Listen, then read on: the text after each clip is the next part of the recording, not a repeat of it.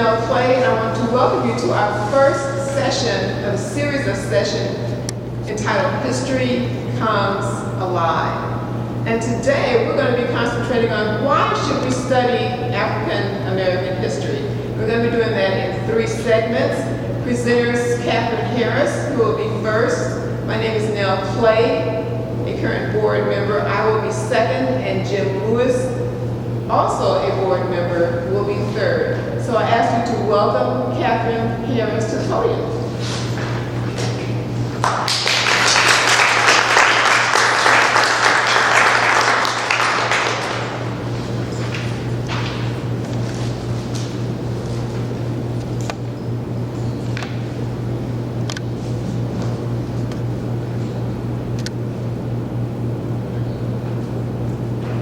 Thank you, Nell. I'm sure everyone can hear me because I think my voice carries very well. There might even be an echo. But on to the remarks that I have prepared. Why study African American history? African American studies took center stage in academia in the 1960s and 70s during a time of student and faculty unrest and activism that focused on the intersectionality of Black activism, civil rights, and the relevance of colleges juxtaposed against the growing involvement of the United States in foreign countries, particularly in Asia. And I want you to think Vietnam and Laos. At least, that's my thought, and I'm sticking to it. You see, during this period, I lived in Carbondale, the home of Southern Illinois University, and I remember the day that activist students groups occupied the office of the U.S. Agency for International Development and the ROTC program and torched the symbol of the university, Old Man. Tempers and the ideal of relevancy of higher education to local and world issues was paramount. And it was in this milieu that African American history studies and departments came to the forefront on college campuses.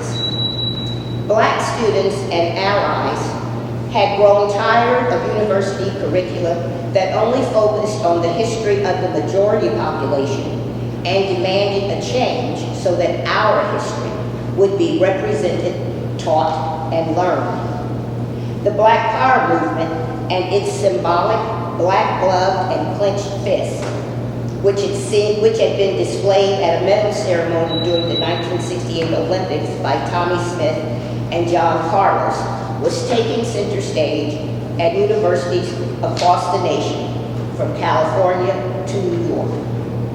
University boards of trustees and their presidents, in order to regain calm and control of their campuses, had to enter into meaningful conversations and discussions with activists to initiate plans to develop curricula for the development of a course of study that would lead to an accredited degree in Black studies and that would integrate, no pun intended, the contributions of African Americans in other aspects of the college experience, from art to music and to, of course, history.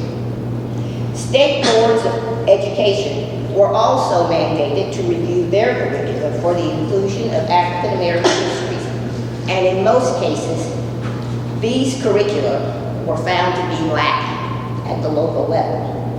I find it ironic that today, even ISBE, or the Illinois State Board of Education, just recently completed a 103-page report rate African American history and its inclusion in the K-12 curriculum.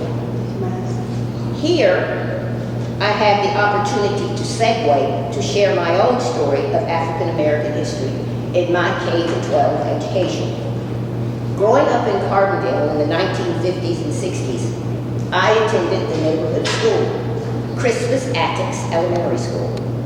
It was here that I first learned African American history, as it was a natural part of the classroom instruction, and it wasn't just in February, but it was throughout the year. We had Black teachers who taught us and they lived in our community, in our neighborhood. Of course, the elementary school was in the black neighborhood. The high school was also named for Crispus Attucks. And especially during February, we wrote reports, wrote poems and stories, and held all school assemblies.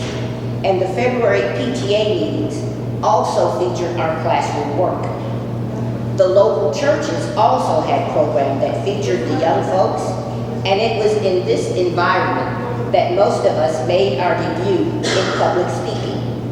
The role of the church and the school cannot be diminished in that phase of my education, and perhaps not in your education as well. I have shared some thoughts about my experiences with African American history, but now I will also attempt to answer the question of why study it. There is value in studying African American history, as it opens the door to gain knowledge and understanding of the past and present situation of African Americans in our country. It is about recognizing our accomplishments despite the many obstacles that we have endured and continue to face. It acknowledges our determination and it highlights our strong sense of character. As a librarian, I've been uniquely situated to learn and to teach others about African American history. At the Illinois State Historical Library, now the Abraham Lincoln Presidential Library, I was blown away by the plethora of African American materials that were held in the collections. My predecessors sought not only current day imprints to add to the collection, but also rare and little known resources to enhance and add depth to the collection. From resources like the Journal of the Illinois State Historical Society to singular works like the Directory of Sangamon County's Colored Citizens, published in 1926. The library is indeed a repository that is well worth visiting for learning African American history. Our museums feature exhibit right now about the 1908 race massacre, or some people call it racially motivated action, riot, or white mob action, take your pick, was developed using the resources found at the Illinois State Historical Library, now the Presidential Library. When discussions began about commemorating the 1908 in its centennial year, where it would be displayed was part of the discussion. Some staff wanted it to be exhibited in the Illinois Gallery in the museum building where there is a fee for entry. However, since I was the library services director, I wanted it to be in the library building as it would be free to all. I don't remember how many visitors came just to see the exhibit, but I do remember that our visitations numbers were very high. Coupled with the activities and presentations sponsored by the Mayor's Commission on the 1908 race riot, the dark blot on the history of Mr. Lincoln's hometown received nationwide attention, including even an article in the New York Times. The catalog, something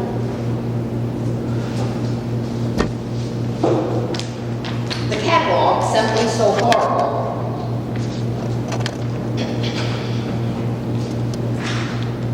was provided as a takeaway for the visitor.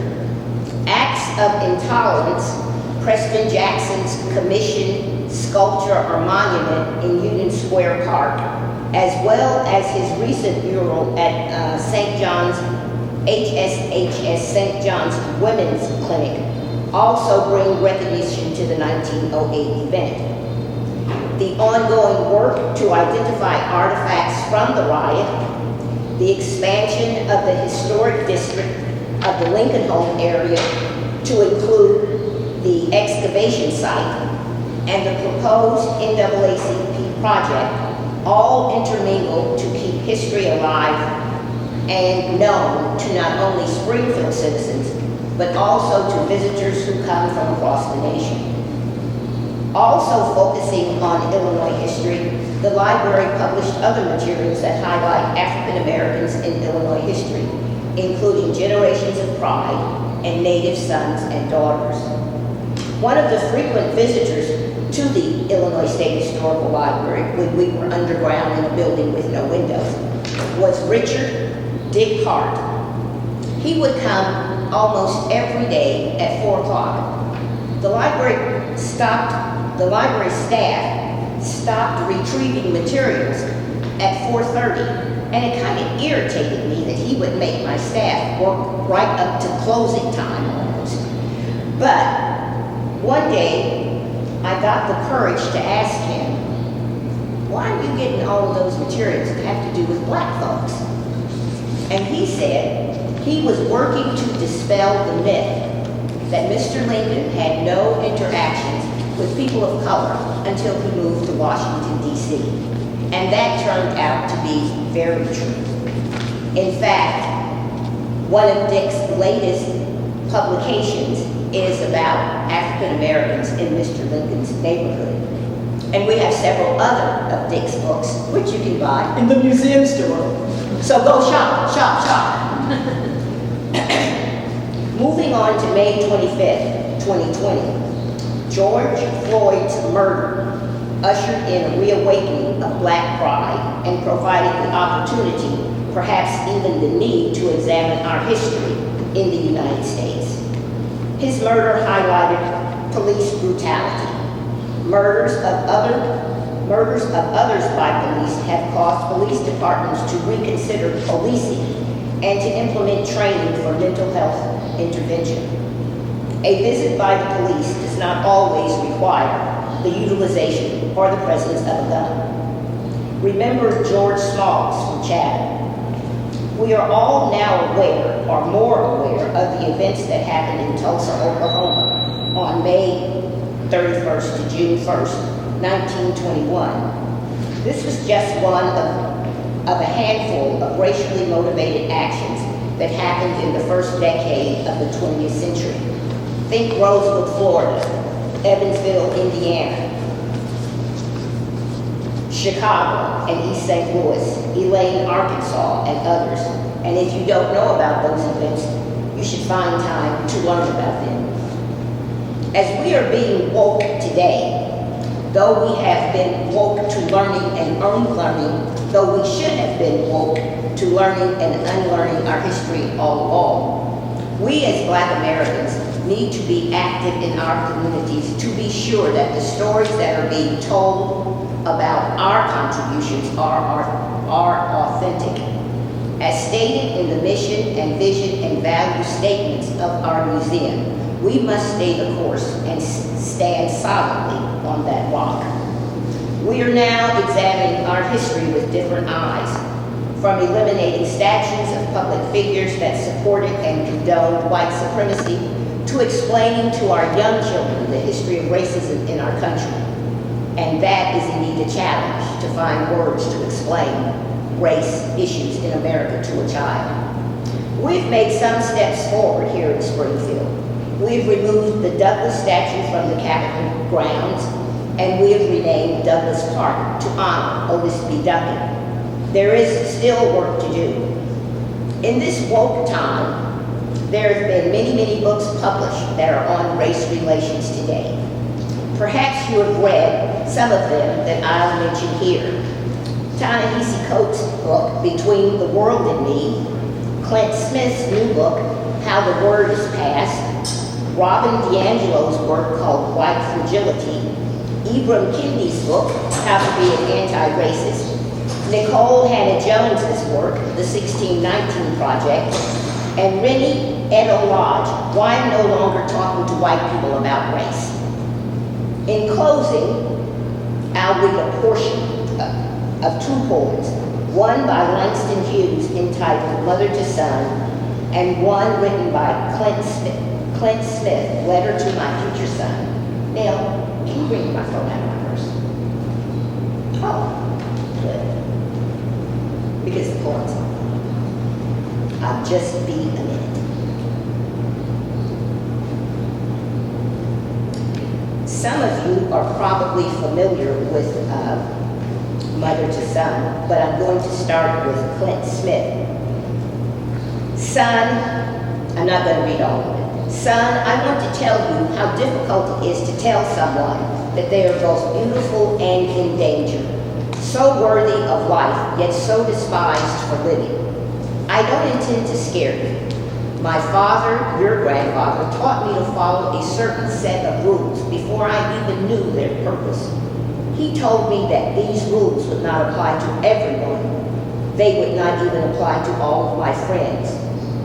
Too many black boys are killed for doing what others give no second thought to. Playing music too loud, wearing a sweatshirt with the hood up, playing with a toy in the park. My father knew these things. He knew that there was no room for error. He knew it was not fair, but he loved me too much not to teach me to protect me. And I'll read Mother to Son. Just a minute. This poem is by Langston Hughes, and I'm sure you've heard it before. Mother to Son. Well, son, I tell you, life for me ain't been no crystal stair. It had tacks in it, and splinters, and boards torn up, and places with no carpet on the floor, bare. But all the time, I've been climbing on, and reaching landings, and turning corners, and sometimes going in the dark where there ain't been no light at all. So boy, don't you turn back.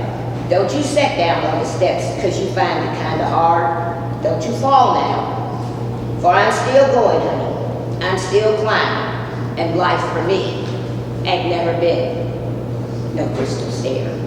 Isn't it interesting how the more things change, the more they stay the same? Thank you.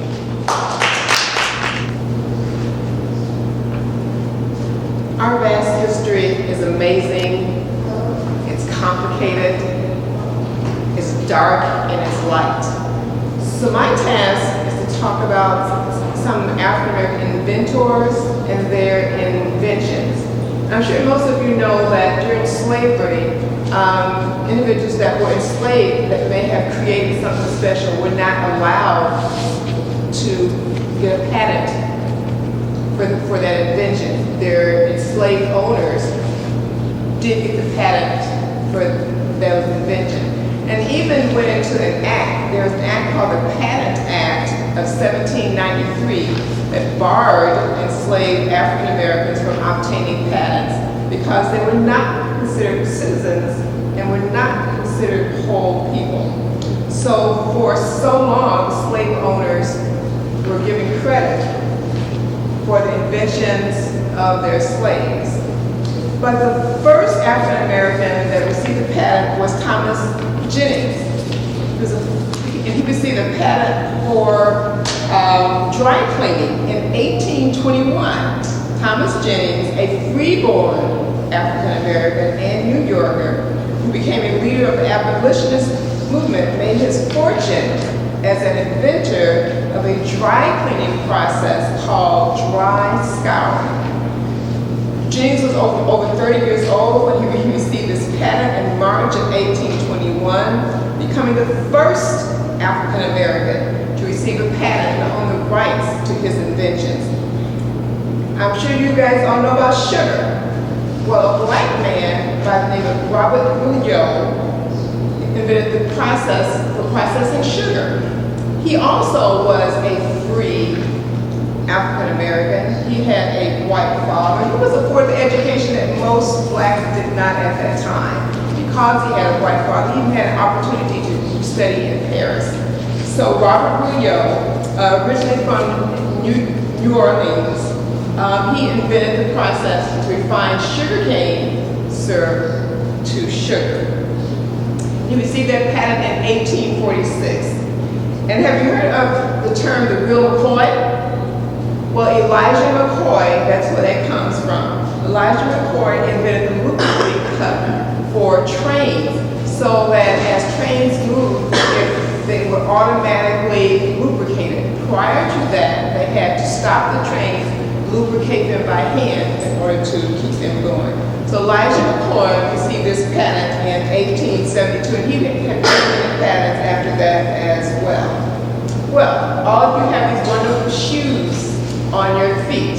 Well, a black man by the name of James Matzlinger invented and improved the process for making shoes. So he had created a shoe lasting machine.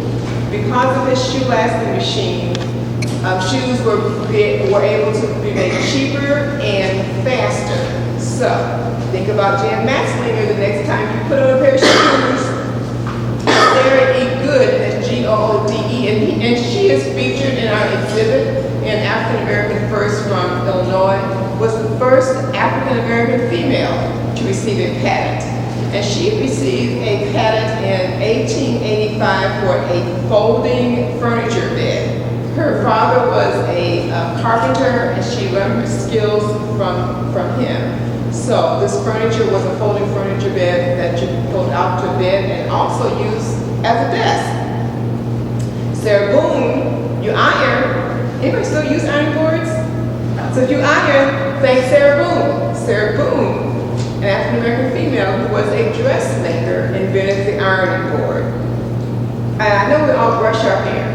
So a black female by the name of Lydia Newman invented the brush. She received her patent in 1898. The current hair brush was a little different.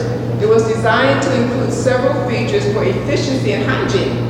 It had evenly spaced rows of bristles with open slots to guide debris away from the hair into a recessed compartment and a back that could be opened at the touch of a button and cleaned. I think I would like to have that one, because I haven't seen that one. Alice Carter, she invented a new and improved system for the furnace.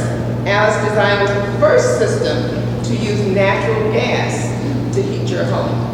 And if you want to do something else with your hair, thank a black man by the name of Walter Simons, who invented the comb. Salmons, he was an inventor for a hair comb. Some of us know about that one as well, from Philadelphia.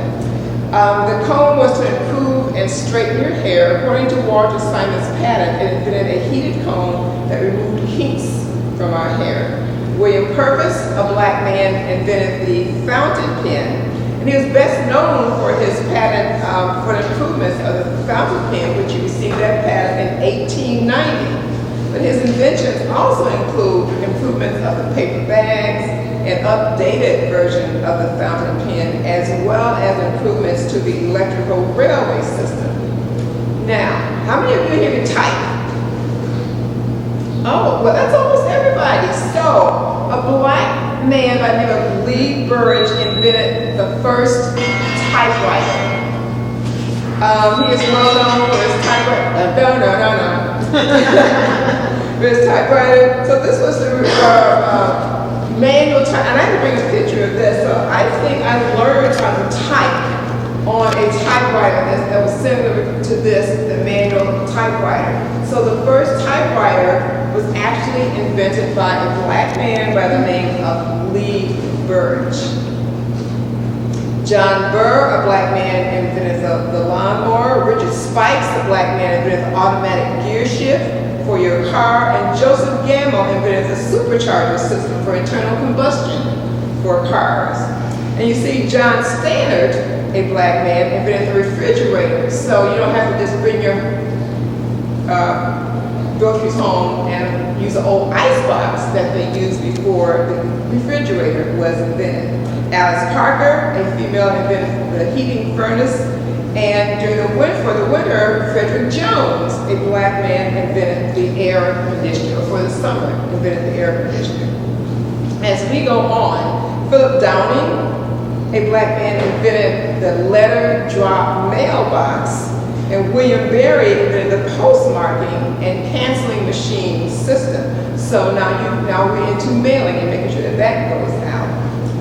Lewis Howard Lattimore, I'm sure you probably heard of him. He invented the improvement in the filament for the light bulb. And he worked with Alexander Graham Bell, and Louis Lattimore also worked for the Electric Light Company, and he had a host of other inventions as it related to electricity.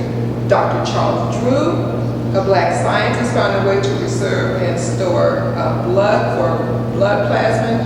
And we certainly can't forget about Garrett Morgan, your stoplight. He improved the stoplight when you have a red, a yellow, and a green. And firemen can also give thanks to Garrett Morgan because he invented the gas mask so they can go in the fires. Daniel Hale Williams, a black doctor, invented and performed the first open heart surgery. Alexander Mills was given credit for improving the elevator. Oh, George Crump. Now this is a name I'd never heard of, and a little story on George Crump. He was a cook in a place called Moon's Lake House in Saratoga Lake. And he fixed a meal, and the customer complained about his potatoes. They weren't done enough. So I'm assuming he said, well, I'll fix you. He took those potatoes back, sliced them really, really thin, threw them in the hot grease, and came up with potato chips. So when you eat your potato chips next, think about George Crump, who created the first potato chip. It was a protective mailbox invented by Philip Downing. He created a mailbox design that featured an outer door and an inner safety door to avoid parcels from being stolen. Mark Dean co-invented the color monitors. Without his inventions, our monitors would be black and white. George T. Sampson created the clothes dryer in 1892, a folding chair by John Purdy. Golf tees. For those of you that golf, did you know that a black man by the name of Dr. Grant, who played golf, created the golf tees?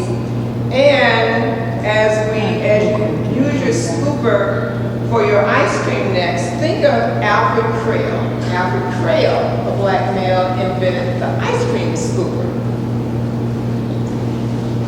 The lawnmower. Fully made over the lawnmower by an inventor by the name of John Albert Burr.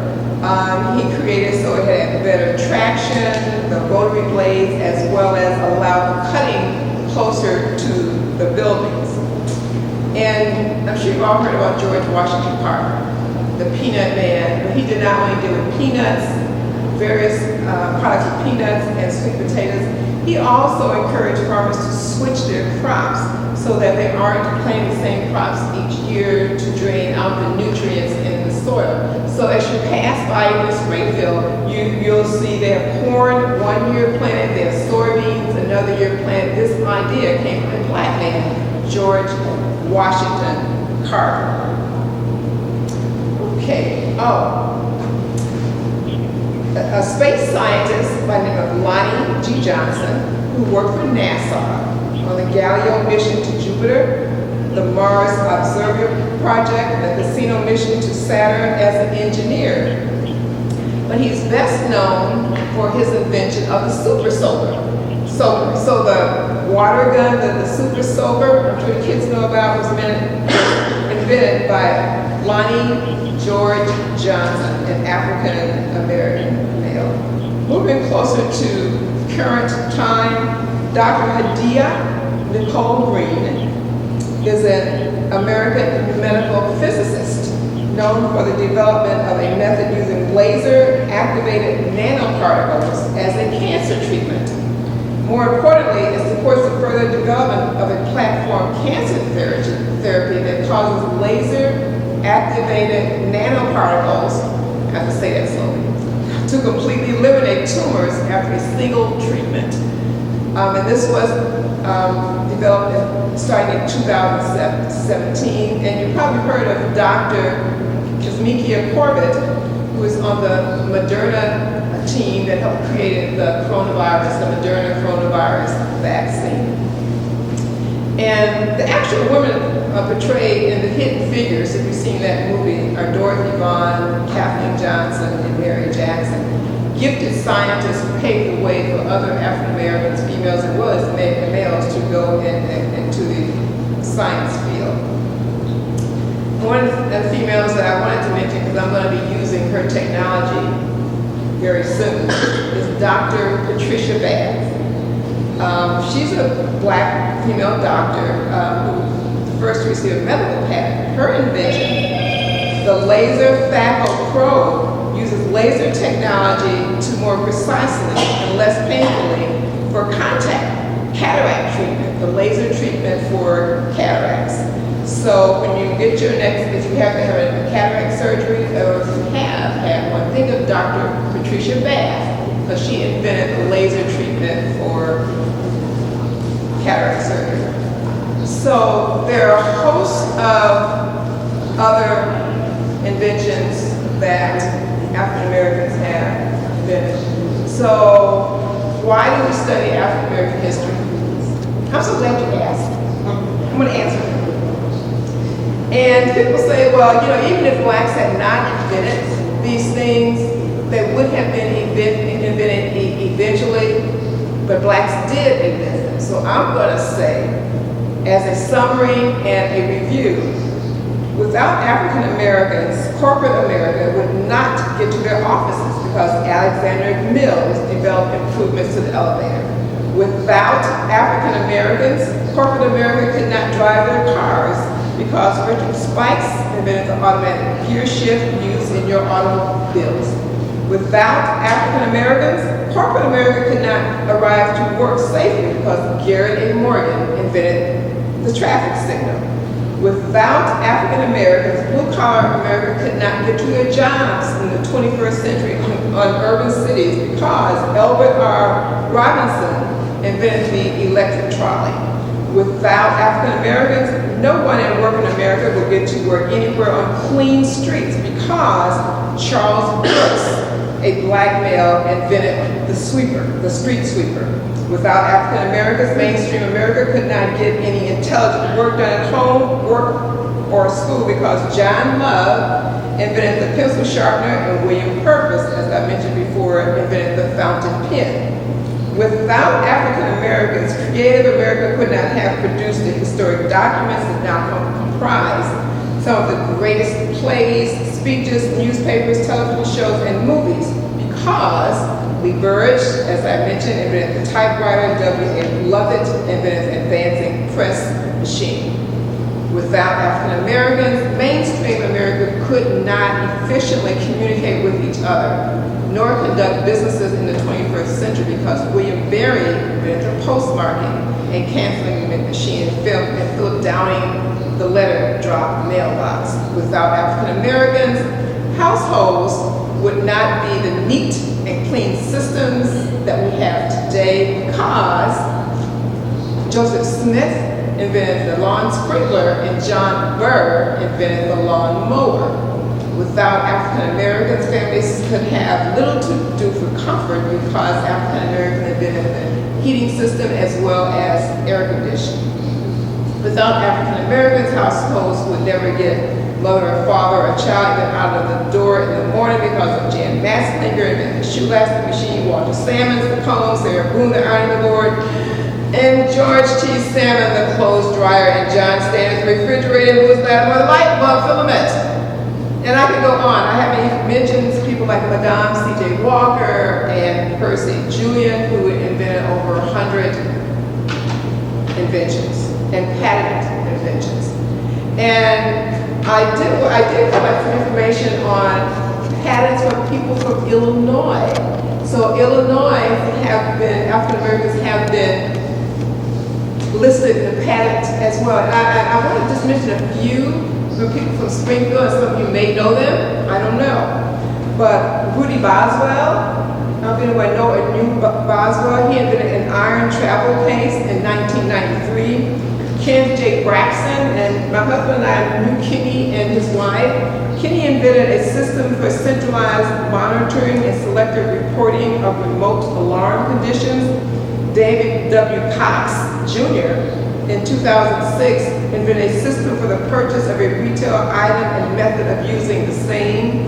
And Julius R. Watts, in 1893, from Springfield, Illinois, invented the miner's lamp. So, why do we study African American history? Because there's so much to learn and so many contributions we have made to this country. And I have only tapped into a few. So thank you for your attention.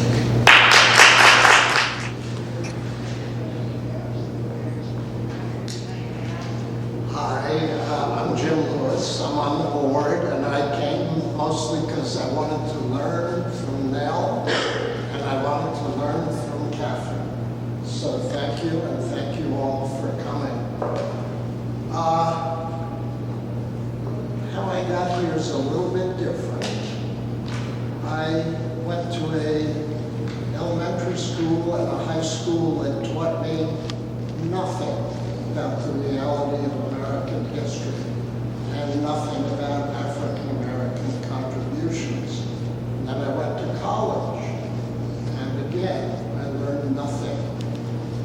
And I knew that I was ignorant. And lo and behold, I was in law school around the time that the civil rights movement took a hold of American consciousness. And I particularly remember the summer of 1964, and I made arrangements to go to Mississippi in January of 1965 because I knew there was a giant hole in my education, and I didn't understand the country and the world and our history. So I went to Mississippi. I got there in January, and by February, I have a picture of myself and 50 friends being arrested. So this was my introduction to Mississippi. The students in the area where I was working as a civil rights worker decided that we should peacefully protest at a courthouse. We did for 2 days, but on the third day, the highway patrol showed up and said, "You're all under arrest." We all kneeled, and this is a picture of my first arrest. I said my first arrest because it was followed by a few others. Once I started to learn about Mississippi, I started to read an awful lot about Mississippi, and I read in particular a book by John Dollard called Caste and Class in the American South. And he talked and he explained what this country was really like economically in the Mississippi Delta, what it was like politically, educationally, and socially. And I started to fill in my education where I very much wanted to understand. And so what I've done today, I stayed down there for 9 years. In the middle of it, I finished law school, and I stayed there about 6 or 7 years as a lawyer, working on voting rights, working on school desegregation, working on getting people like myself and my friends out of jail, because that was happening fairly regularly. And I did that. I'm actually going to talk about that in more detail in August in one of our History Comes Alive sessions. So all I want to say for today is that if you look at America and you look at the truth of its economic system, let me just tell you, our government, until it had income taxes, relied on export and import taxes, relied on customs and trade. And the primary thing that we were trading were cotton garments that had been processed in factories in the north. And the people who owned those factories made a lot of money, and the government made money off those cotton garments. In fact, the government sustained itself on taxes from trade. And the cotton came from the South, where the landowners sustained themselves on the work that people did. The only people that didn't get money in our economic system were the people who did the work. So I started to learn about our economic system. I started to learn about our political system. If you think politics are disjointed now, think about politics back in 1860 when states were seceding from the Union. All right? What was that about? It was about enslavement. So American politics cannot be understood without understanding African American history. American education, public education was not common, particularly in the South. Shortly after the Civil War, a biracial government in Mississippi, a large part of which was people who had been enslaved just a few years before, wrote a new constitution in which they said there is a constitutional right to a good education. And then they went forward and established a public school system in the South. This is the period called Reconstruction. And I've given you an opportunity to start to think and learn more about Reconstruction. But then, Reconstruction came to an end.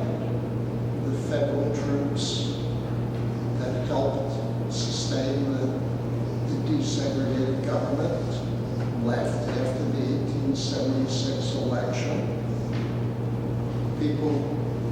White people retook the South and the systems by force, and the vote was lost and the schools were closed.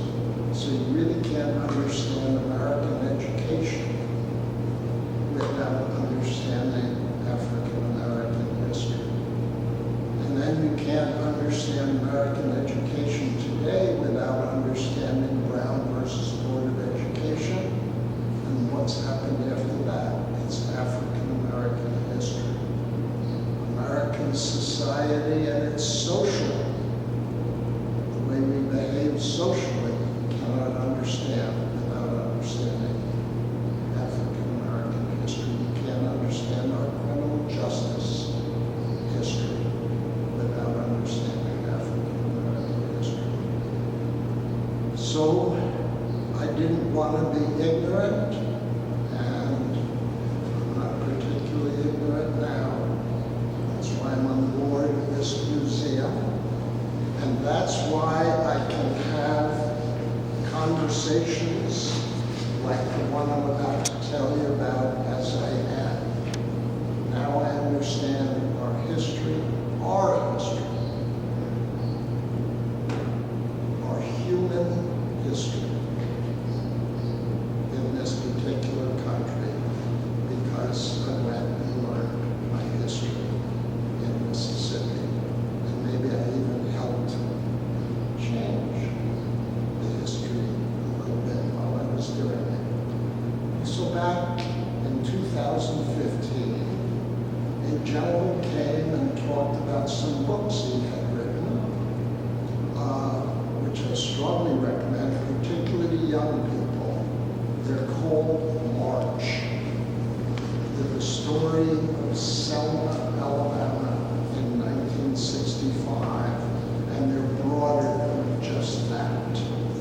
And he came and talked about his books, and I got a chance to talk to him because we had friends in common. I had not met him until 2014, but